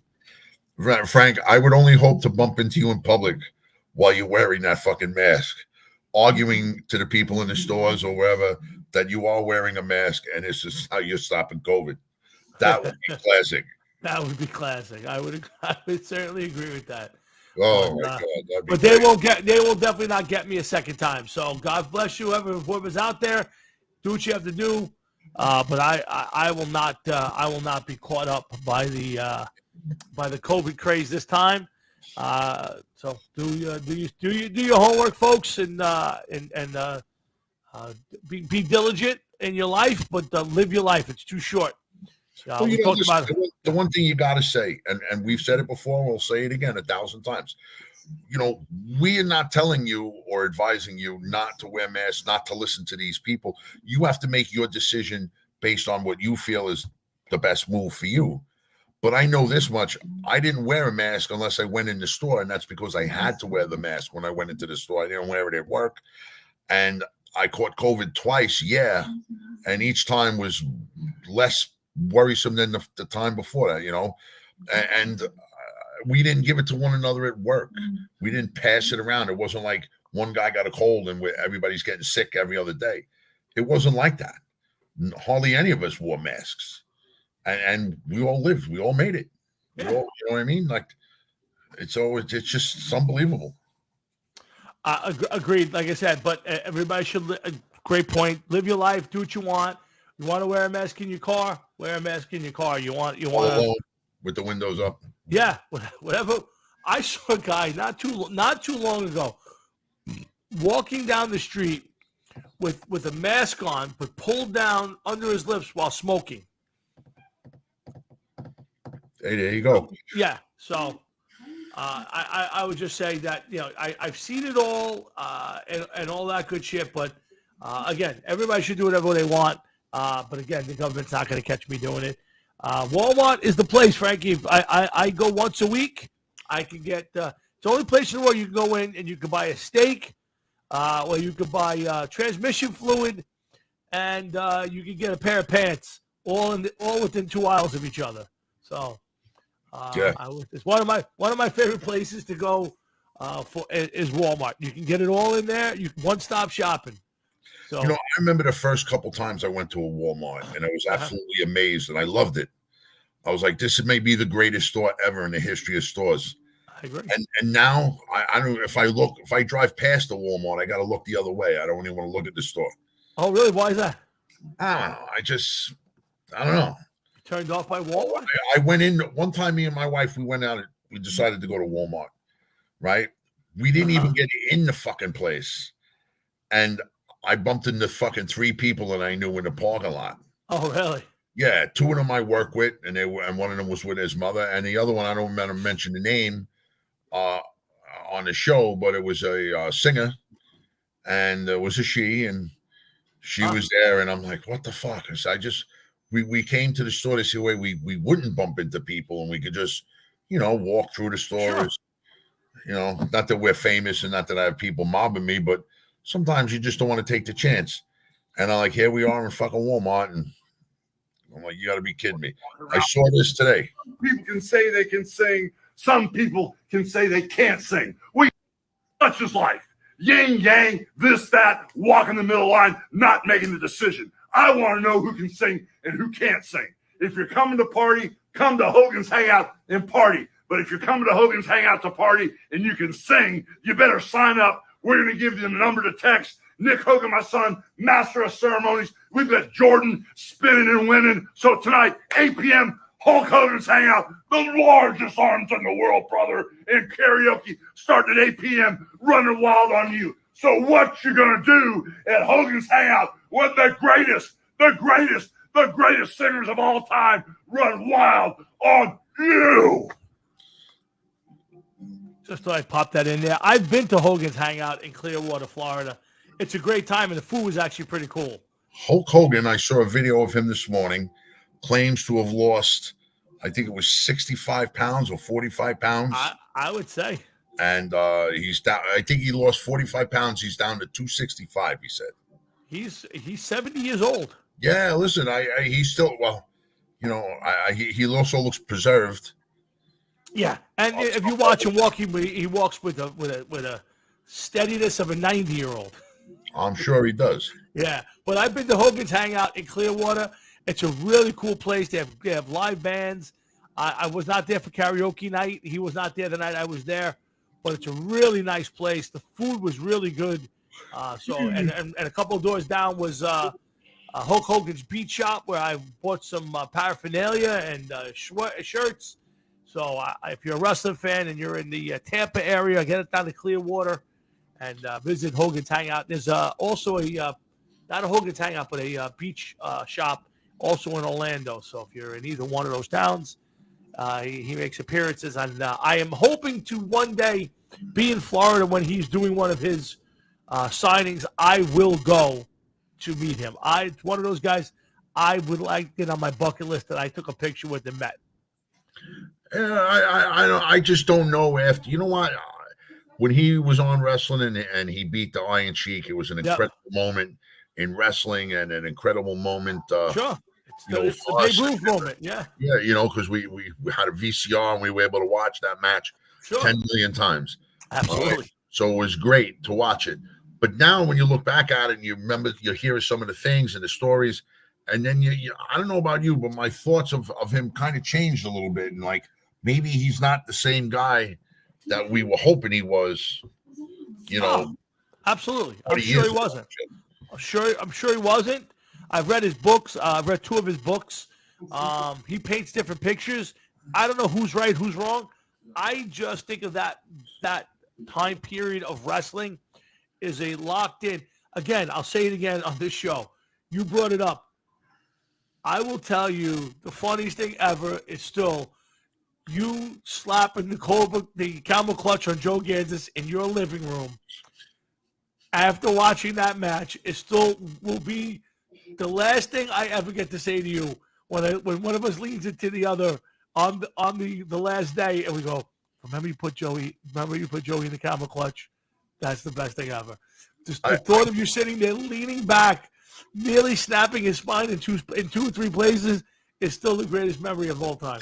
Did I really lay it on him? Oh my God, yes. You were bent back, and from gathering my memory is that Joey had to slap out of it because you were all over it. Because that doesn't hurt. That's fake. And you go, I'll put the camel clutch. Oh yeah, good. Put the camel clutch on me, and you just leaned in and nearly snapped that boy's back. His head touched the small of his back. It definitely came close. So that is still one of the greatest memories of all time. Steelers look solid tonight. The Colts quarterback against the Eagles does not. As Richardson quarterbacking, I don't have a lot of faith in Anthony Richardson being the starting quarterback. I think this is going to be an interesting year for all the rookies. Bryce Young, him. I mean, Jeff, just look. A couple of years ago, everybody with all the rage was Trey Lance. He is now quarterback 3 behind not only Brock Purdy but Sam Darnold, and they are doing anything they can to get him out of town. You know, I think all these quarterbacks that are coming out now are all going to be busts. I have no faith that any of these guys drafted right now are going to be big-time players. Well, that time will tell, and we will find out soon enough. But did you see what's going on in San Francisco? As far as Who the number 2 quarterback was? Yeah, Sam Darnold. What the fuck? How did that happen? Well, because it's simple. Brock Purdy's going to get the shot because he played so well down the stretch. I don't believe in Brock Purdy, but we already know what Sam Darnold is. So Sam Darnold, if he has to play, you know the season's about done and over with. And basically they're telling you that Trey Lance experiment has went all right. Do you know he played, I think, 4 or 5 games in college as a quarterback? That's it? And yeah, he was the number 3 pick. And I told Mr. Matt today, I watched his highlight package. And the best way to describe his highlight package is he looks like a Division I running back playing Division III quarterback.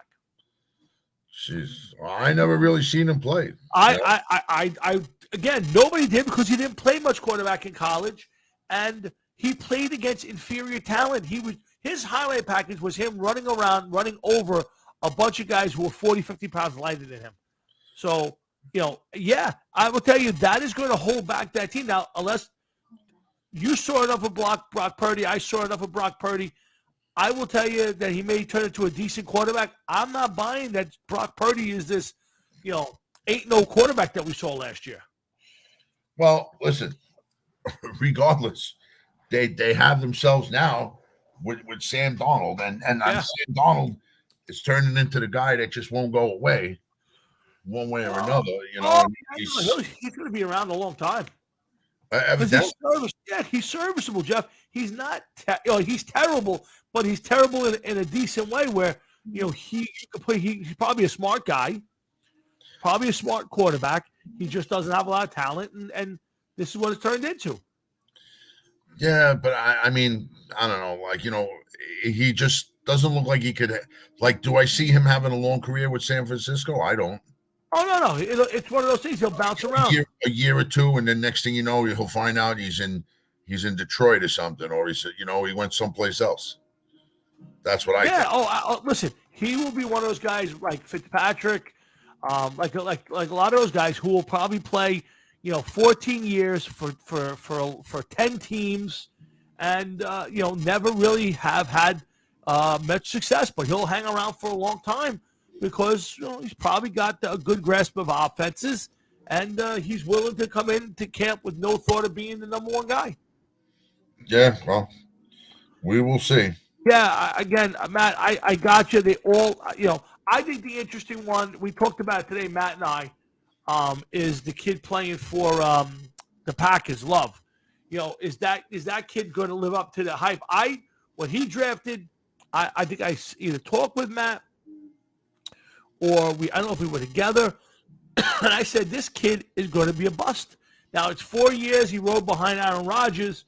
Now is his chance. Now, I don't know if he will be good or not. I believe he's got a chance to win some games in a division that's up in the air right now. But I have no faith in the fact that he's going to be a great quarterback. But we're going to see. I mean, again, is C.J. Stroud or Bryce Young? C.J. Stroud's going to be starting for the Texans. Bryce Young's going to start over at for the Panthers. Richardson for the Colts, and Will Levis is going to get a start. These guys are all going to play, and the question is, who's going to be any good? Oh, we will find out soon enough. Yeah, we're a few days away from the start of the season. I guess it's 2 weeks. Is it 2 weeks? Let's see. Less than 2 weeks. No, it's 2 weeks. The next weekend is Labor Day, and it's the following week. So it's okay.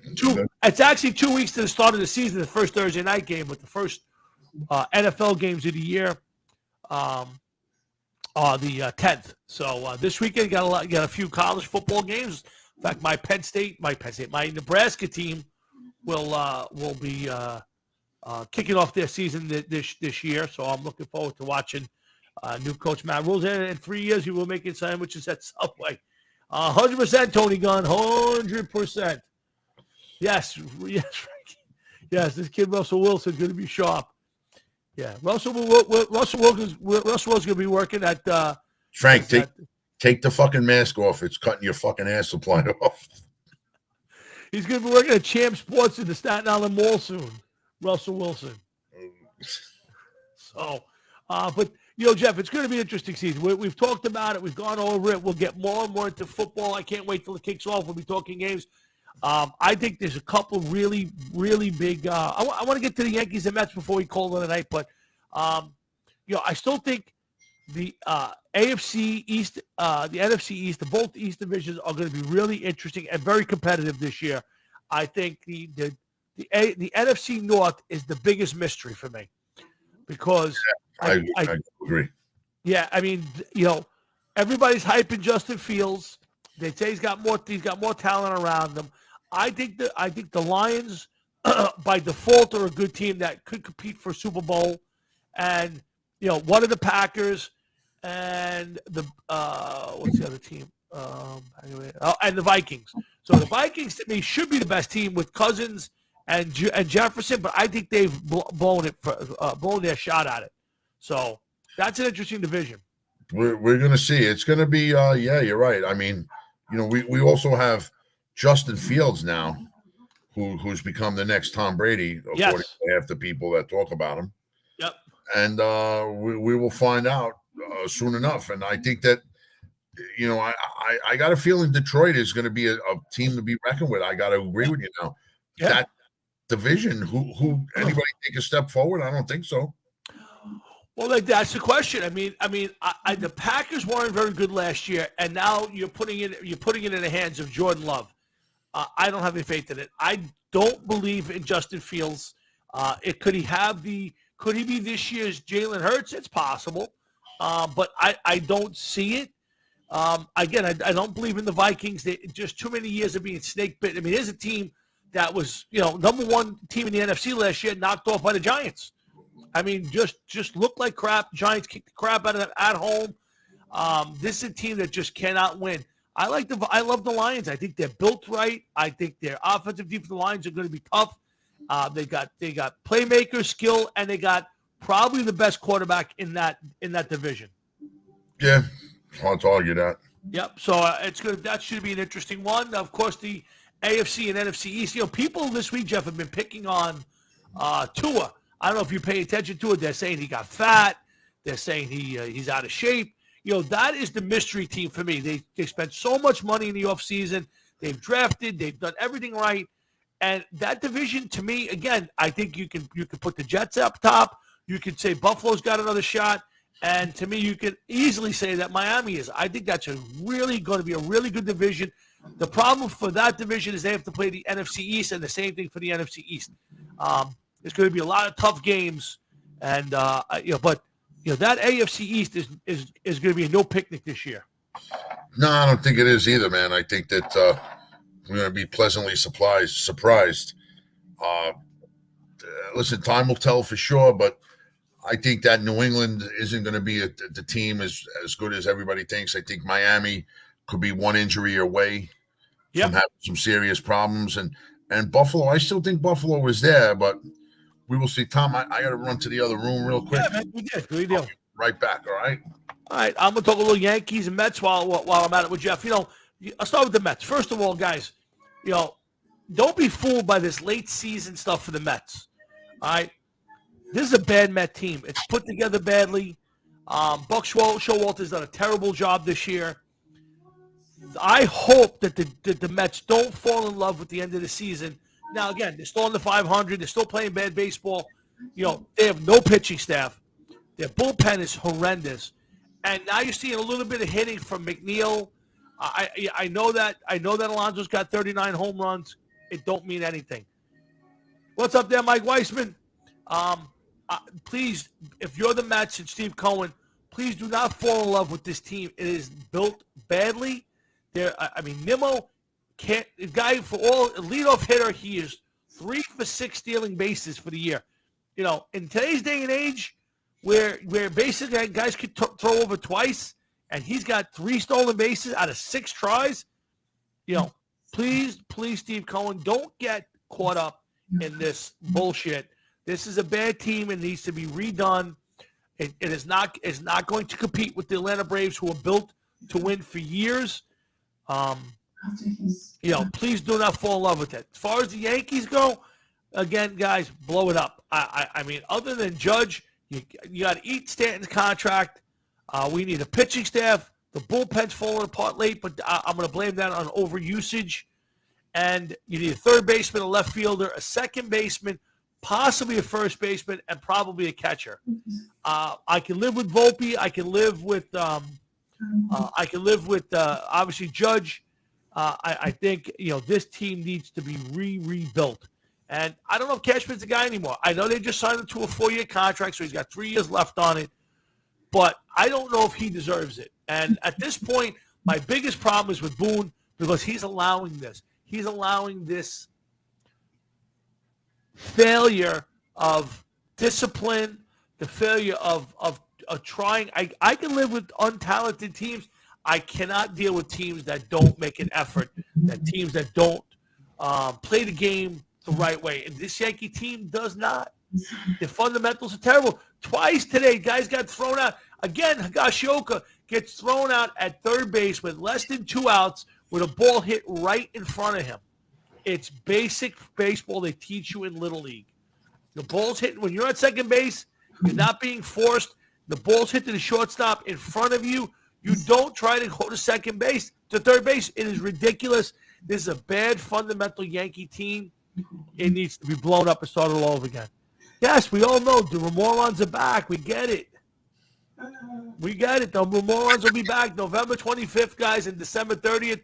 I think at Mother Pugs, the Morons will be back. We get it. We got it. Announce it officially, please. I know. I got it. One of 2 of Jeff's former bands will be back. No. See, you say former, and if you only paid attention, see, part of the reason I'm not giving it out is because I've been posting hints, and there was one hint that was huge. An announcement was made in the hint. You didn't even look at it. I look back at your post, and there's nothing there. And Tony Gunn, thank you for not drinking the Kool-Aid this year. By the way, guys, if you want to listen to some great baseball talk, this Sunday morning, Diamond Talk with Joe Gansas and myself kicks off this year. This Sunday morning at 8 a.m. right here on the StreamYard channels. Joe and I will be talking for 90 minutes. Baseball. No guest this week. Hopefully we're gonna open up with a lot of baseball talk. We're gonna rip the Yankees, the Mets. We'll talk Shohei Ohtani. So tune in this Sunday morning, 8 a.m. for Diamond Talk with Joe Gansas and Tom Florio. And by the way, for the record, we will not be doing, at least the start of the season, we will not be doing a third season of Sunday Audible. There's just too much going on, and I don't think I can dedicate. And to be honest with you, we talk a ton of football here on Thursday nights, and I asked Jeff if it was okay and kind of stepping back from Sunday Audible for at least a year.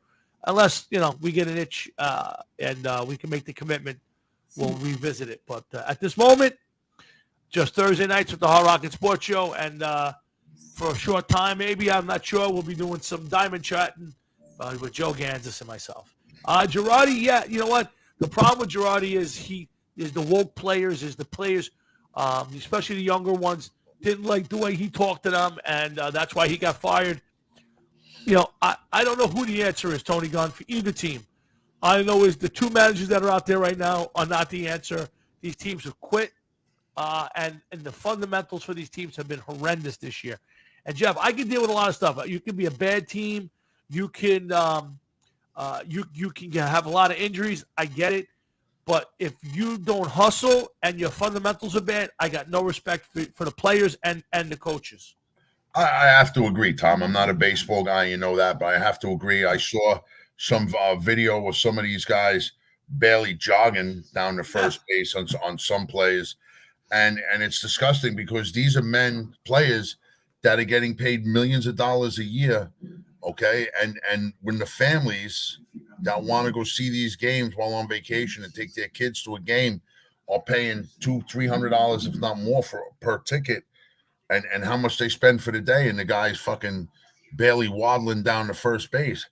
You know, it's pretty sad, especially if your kid is into baseball and he wants to see his favorite team play, and that's what you get. And it's disgusting, man. It really is.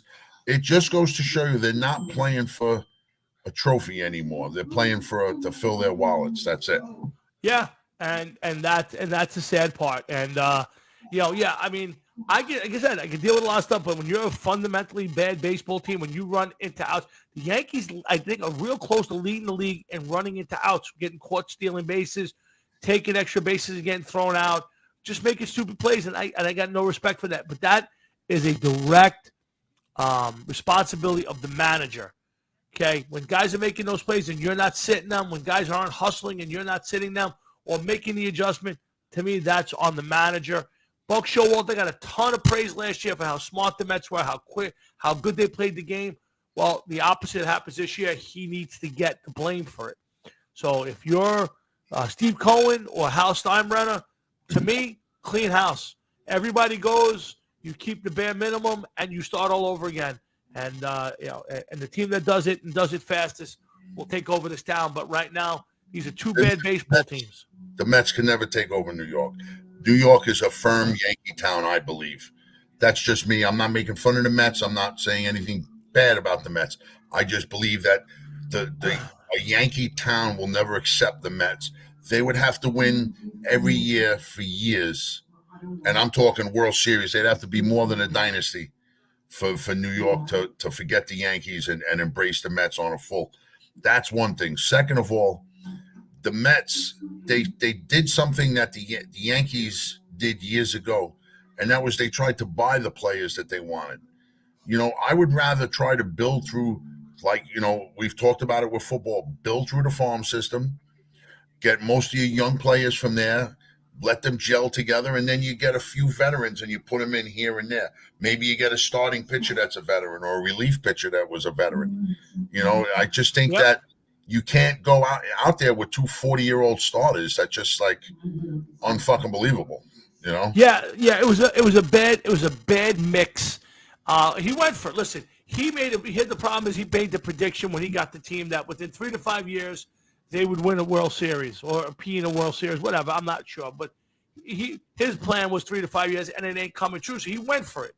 He grabbed the two best pitchers on the market, and again, you know, you can't fault him for it. He went for it, and it failed. What I do give him credit for is he pivoted. He said, "This ain't working." Hey, Mike, how are you, buddy? Yes, what's up, Mr. Bifocal? How are you, man? Yeah, and I give him credit for at least pivoting out of the mire and making the trades and eating the money. But don't be fooled. McNeil hitting this late in the year. Nimmo hasn't. None of them have lived up to their contracts, and I'm surprised they didn't. And I would trade Alonso. I'm sorry, guys. Pete Alonso is an overrated baseball player. He's an average at best first baseman. He's a slugger who hits home runs. Gotcha. Again, that's the way the game's played. But you don't have enough talent on that team around him where you are going to take advantage of that and can live with the inconsistencies of it.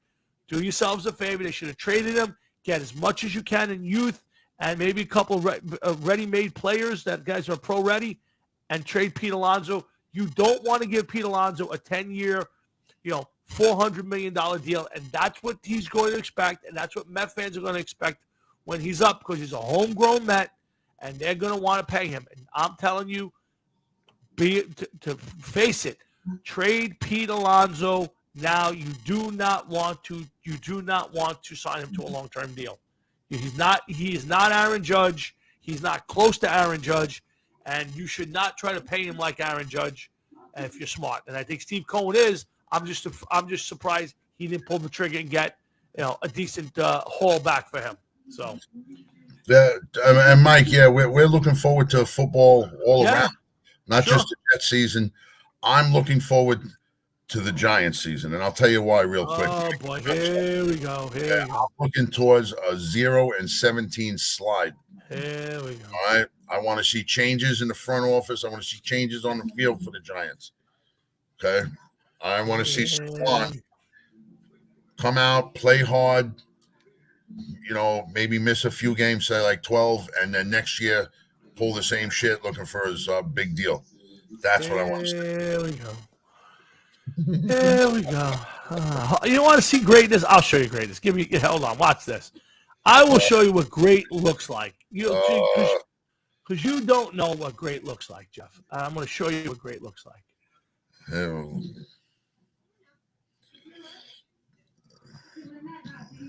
This is greatness right here, Jeff. That is greatness.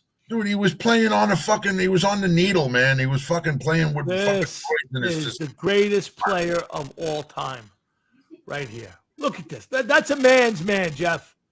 That's a man's man. Let's go back to the beginning. This may be I watched this play live when it happened. Boom! Jaworski never see it. Look, Gary Danielson, pin it to the ground. Please, this is the greatest player of all time. That's what you're going to see this year from the New York Football Giants. Great. The guy's a fucking cretin. Ended Joe Theismann's career with his style of play. Absolutely, 100%. And Tony, I get it, but is it about selling tickets? And I'm assuming you're talking about Alonso. Is it really about selling tickets, or is it about getting better? Think about if you could pull back a couple of big prospects and maybe a player that's pro ready now. I got you, and I understand selling tickets is important for Cohen, but it shouldn't be what it's about. It should be putting together the best team out there.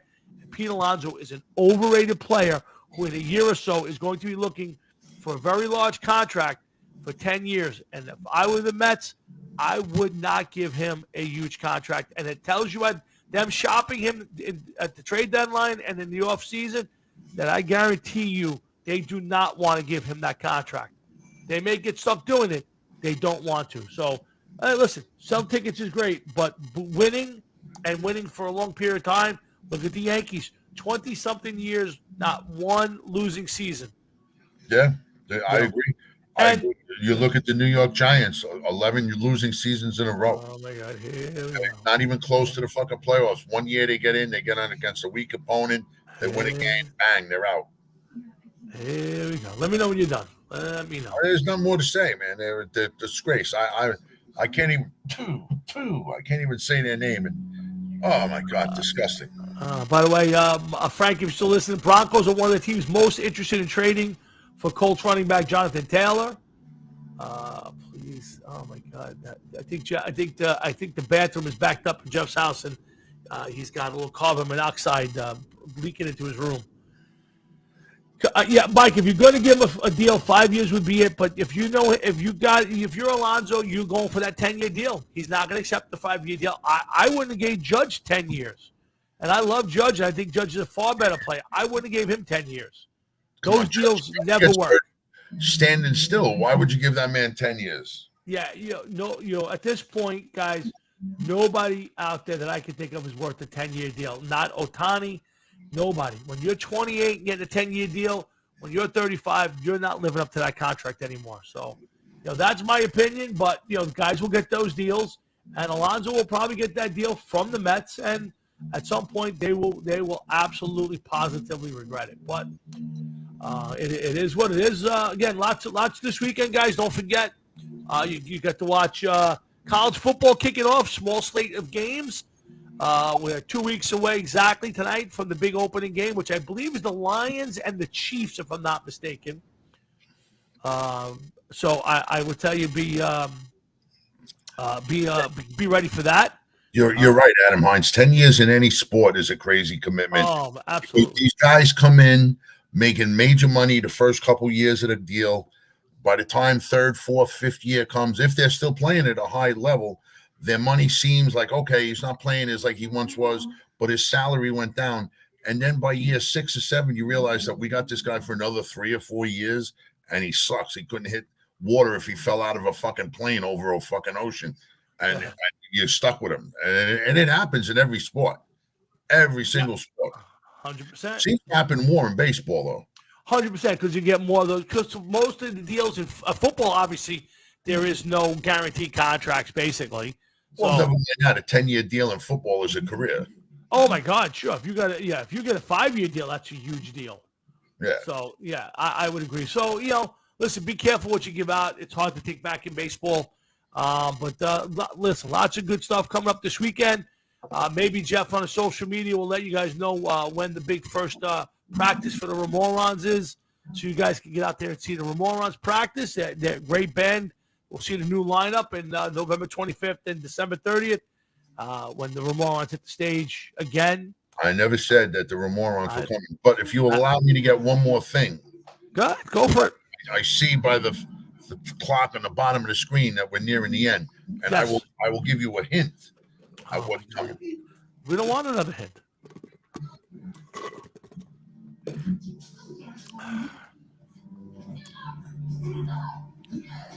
Guys, do not fall for this. This is going to be another Remorons. Yeah, this is going to be another hint about the Remorons.